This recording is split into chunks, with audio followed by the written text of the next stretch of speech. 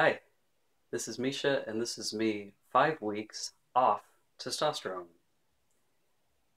And how I got here is kind of a long story. It was actually this summer I started noticing I was having pelvic pain, which is a pretty common symptom of testosterone use for folks who still have uteruses. It's a lot more common to experience it in your first year on testosterone. This summer was the 2.5 year mark for me, and it wasn't until I got my levels done in November that I found out that at that point, my blood levels were about half of what I prefer them to be. Prior to that, I had already planned on taking a short break from testosterone just to check in on my pelvic health. It seemed, or my reproductive organ health. It seemed like a pretty low-tech way of doing that. And I did try tapering off my dose, but then it was just taking 100 years, so I haven't actually done a shot yet this year. Neither have I had a period yet, which is taking a lot, well, not a lot, but taking longer than expected and starting to get on my nerves. I hadn't, at this point, I'm 27 years old and some change. I haven't yet made a decision about having a hysterectomy. I think that the current recommendation is to have a full hysterectomy within 10 years of starting testosterone, and I'm at a pretty good age to do that. Like, it's a major surgery, so doing it before I turn 30 seems like a good idea. But since I have not yet made that decision, for the meantime, I want all the organs that I have to be as healthy as possible. And so just the intention of going off and having a period is to check in and see whether I've developed endometriosis, pardon, or PCOS, or that's basically it. Who knows?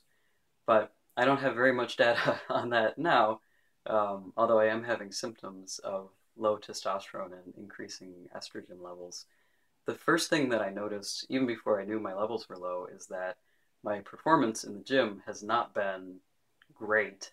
And certainly now, being off testosterone completely, I've had to rework my schedule, also a little bit for my pride, just because it bothers me to not hit the same numbers that I'm used to with weights and even running.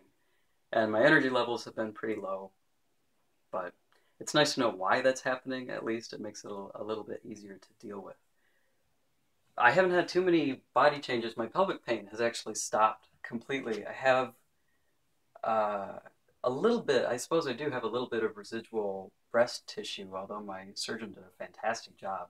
So I've actually been experiencing a little bit of nipple pain, which is interesting because my nipples at this point are just skin grafts and usually don't feel much of anything at all. But it's been tolerable, and I'm taking it as a good sign that things are moving along in the ovary and uterine departments. My skin texture has changed a little bit. I'm having some hormonal breakouts on my chin where my beard is still coming in. I haven't noticed hair growth slowing down on my face or my chest or my back. I certainly haven't regrown any of the hair I've lost around my hairline, um, which is fine. The Yeah, but my physical changes, I've lost a few pounds. I think most of that has come from the upper body. I can flex for you. I don't have very much room. A little alcove here, but and so I've maybe seen a slight increase in subcutaneous fat, certainly around the hip and thigh region, and just a decrease in muscle mass and therefore a decrease in definition. I'm still pretty veiny, and I haven't noticed a decrease in my grip strength or anything. I guess that the tendons are a little bit slower to respond than the muscles. I don't know, just a theory. Other than that, obviously changing hormone levels have resulted in mood changes. I've been, yeah, just I'd say generally moody and more aware of my own emotional state. Um, which is not good since I'm a little bit stressed by not being on testosterone. My anxiety, which is something I struggled with quite a bit before transitioning, has been worse than usual, but again, being able to connect it to a specific external cause, not taking my medication, also makes that easier to deal with. It is starting to get to the point where my physical dysphoria is picking up. It's I've experienced some changes in my facial structure, which are not dramatic. I don't think anyone has even commented on it who knows me, but I have noticed that strangers are mistaking me for a young lady more consistently. And that's been even over the last 6 months just because my dose was too low. Oh, did I mention also, I would like to, when I go back on testosterone, to switch to subcutaneous injections instead of intramuscular. I think that maybe my technique was not very good. I probably was not moving the injection site enough. So it might have been some scar tissue buildup that caused my levels to dip lower. And also, I don't like doing it. Um, it yeah, so either I need to switch to subcutaneous or refine my technique a little bit with the intramuscular injections. And a very odd change, something that I noticed even before I realized that my levels were low, something has shifted in my speech pattern. And I just had the opportunity to watch an old video from about a year before I started testosterone. And you can see, even in maybe the first two videos on this blog, if you're on YouTube, I'll put a link up, that once I started testosterone, my voice started dropping. My speech pattern changed quite a lot in addition to the pitch of my voice.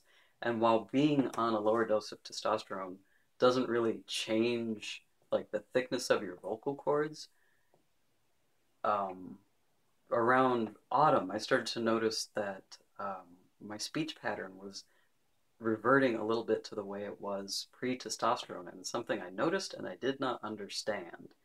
And now I wonder that if there is some correlation between testosterone levels and personality. I certainly have felt that in addition to the changes that I've made in my life and the deliberate changes I've made to my personality, there's just something about testosterone that makes me more assertive, maybe, and that lower testosterone levels and higher estrogen levels makes me, I guess, a little bit more sensitive, a little bit more hesitant. And so that was a little disconcerting to not know what was going on and to observe that change in myself and not know why it was happening. And certainly there are a lot of factors at play. It's not just hormones. But that's kind of my theory there. And so even if I'm not able to resolve the whole uterus issue, it's been an interesting self-experiment that's proven that I definitely have a comfort level for how much testosterone I like to have in my system. And hopefully by the next time I make a video, I will be back on T, come heck or high water. But I am making observations about other changes, and I'm sure that I'll mention it again. But bye for right now. Happy New Year.